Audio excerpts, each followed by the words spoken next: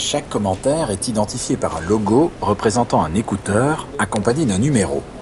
Pour écouter ce commentaire, composez ce numéro sur le clavier de votre appareil, puis appuyez sur la touche verte. Pour interrompre et reprendre votre écoute, appuyez sur la même touche. Pour un retour en arrière ou une avance rapide, maintenez pressée la touche correspondante en haut à gauche.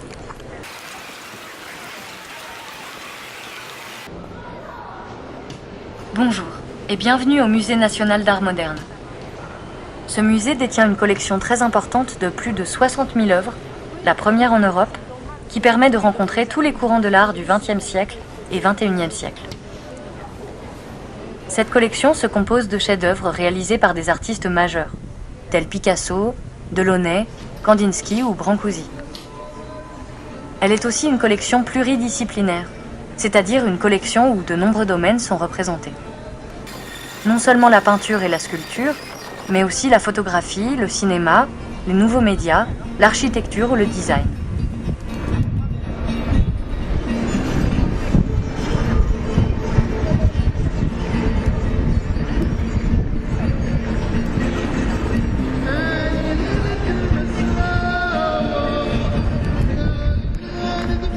La couleur, donc, s'affranchit ici de la nature, du réel.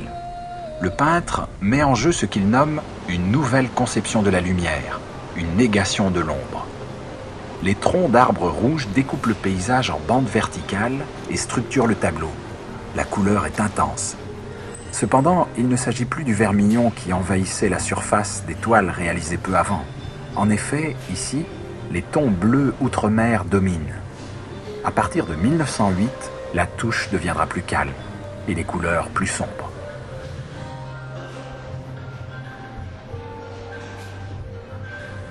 Cette grande figure taillée dans la pierre est un jalon important dans l'œuvre d'André Derain, et plus largement, témoigne de la diversité de ses curiosités. Dans son atelier, Derain possède alors des sculptures africaines. Un autre artiste, un Américain, Jolette Burgess, évoque d'affreux petits dieux noirs et d'affreuses déesses aux seins coniques, déformés, hideux. Cette sculpture est taillée directement dans un bloc calcaire provenant du perron de la maison familiale de Chatou. On remarque ici, dans le déhanchement, dans l'excessive rondeur des seins, l'influence de la sculpture indienne. Plus généralement, on voit la référence à différentes sortes d'archaïsmes, des arts dits primitifs à la sculpture romane. Cette volonté d'archaïsme est visible dans le respect du bloc, dans sa rugosité, dans l'aspect non fini, dans la géométrisation accentuée. Mais cette œuvre est aussi marquée par une réflexion approfondie sur le travail de Cézanne, décédé l'année précédant sa réalisation. Massive, nourrie par l'archaïsme, cette sculpture est aussi travaillée par une énergie proprement picturale. On ne peut pas tourner autour, on la regarde comme un tableau.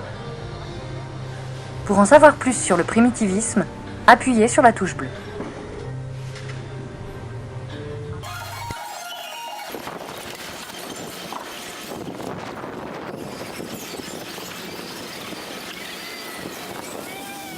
À partir de 1915, Lawrence développe ses premières constructions en bois et tôle polychromée.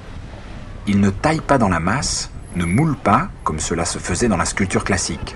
Il assemble, construit avec des matériaux modernes et considérés comme vulgaires. Les motifs reprennent le langage inventé par Picasso et Braque avant 1914. Les objets de la vie quotidienne, bouteilles et verres, compotiers, instruments de musique, sont décomposés selon un jeu d'intersection de plans minces.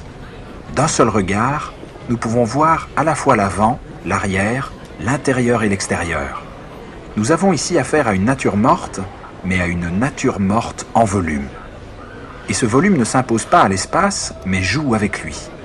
La transparence de la bouteille de Beaune est matérialisée par un assemblage frontal de découpes qui alterne le plein et le vide. À l'un et à l'autre, Lawrence attache la même valeur. Il dit ceci: il est nécessaire que dans une sculpture, les vides aient autant d'importance que les pleins. La sculpture est avant tout une prise de possession de l'espace, d'un espace limité par les formes. La couleur est ici restreinte au gris, noir et blanc, lesté d'un bleu soutenu. Par le jeu de la couleur, Laurence distribue, amplifie les zones d'ombre.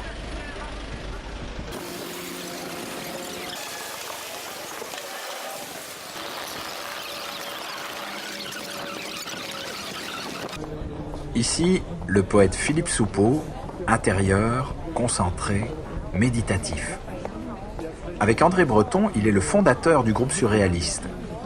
Derrière lui, par la fenêtre, la Tour Eiffel.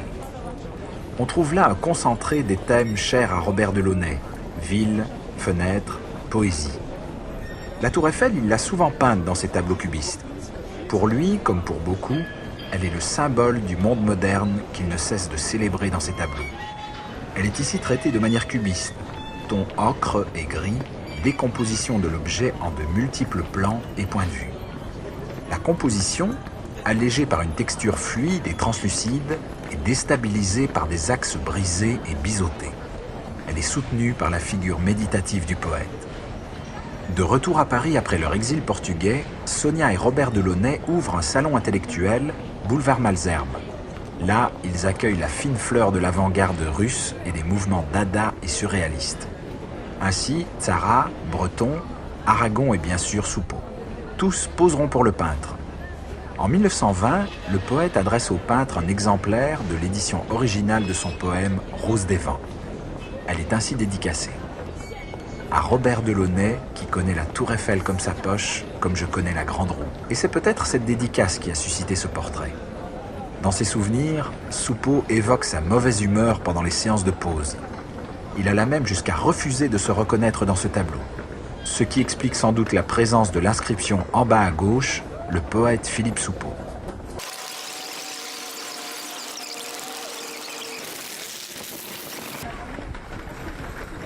Pour décrire ces formes en rupture avec un art d'imitation, Jean Arp ne parle pas d'art abstrait mais d'art concret. D'où ce mot de concrétion, qui qualifie le type de sculpture présenté ici. Un torse, un fruit, la combinaison des deux. Comme souvent dans les sculptures en ronde bosse de Arp, le végétal rejoint l'humain pour créer une forme libre. Née du hasard, cette forme a d'abord été travaillée en plâtre par l'artiste, puis traduite en marbre par un spécialiste. Le modelage du plâtre permet à Arp d'explorer les possibilités d'un matériau souple.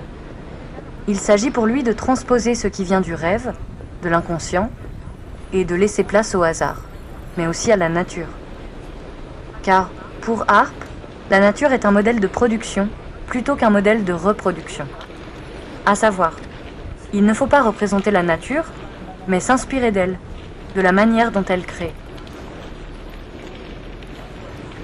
Ainsi, le processus artistique est assimilé au processus productif de la nature.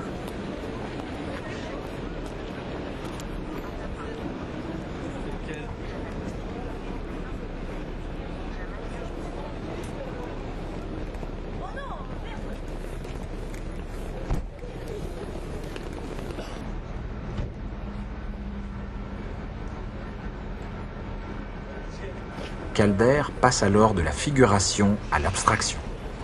Ce mobile, décliné sous plusieurs formes, se retrouve dans des espaces publics du monde entier. Aériennes, ces sculptures en lévitation sont des symboles de légèreté et de modernité. Elles rompent radicalement avec les sculptures du passé, lourdes, immobiles et massives. Leur emplacement, bien sûr, change aussi.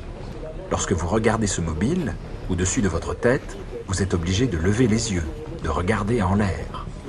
Cette œuvre tombe du ciel lorsque les sculptures, bien souvent, montent de la terre.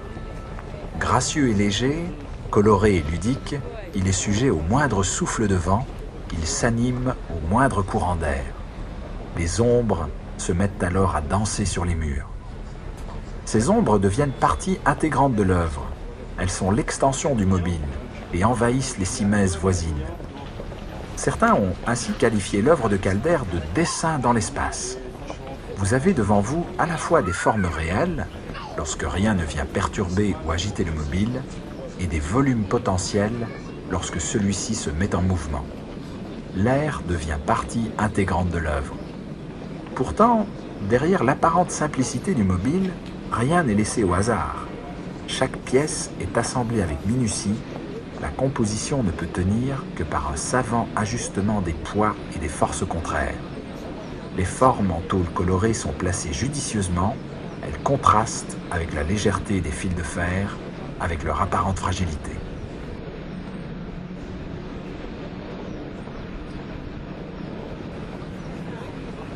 Jour de lenteur est exemplaire du monde de fiction et d'étrangeté qu'Yves Tanguy développe à la veille du conflit mondial. Il livre des espaces minéraux de science-fiction, ponctués de figures invraisemblables, amalgame d'éléments mécaniques menaçants et de protubérances quasi abstraites, aux membres tenus en équilibre.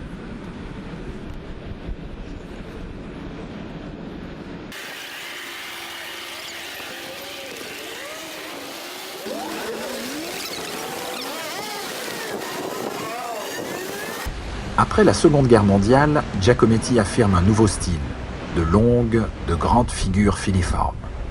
Il développe alors surtout 3 thèmes, les bustes d'hommes, les hommes qui marchent et les femmes debout. Leur surface accidentée, la matière rongée de l'intérieur réduisent les figures à l'essentiel. Ce n'est donc pas seulement la vision qui est au cœur du travail de Giacometti. Ici, l'humain est montré sans complaisance, sans illusion. C'est un trait récurrent dans bon nombre d'œuvres réalisées après la guerre. Écoutons ce qu'en écrit Jean Genet dans un texte contemporain de cette sculpture, intitulé « L'atelier d'Alberto Giacometti ». C'est l'œuvre de Giacometti qui me rend notre univers encore plus insupportable, tant il semble que cet artiste ait su écarter ce qui gênait son regard pour découvrir ce qui restera de l'homme quand les faux semblants seront enlevés.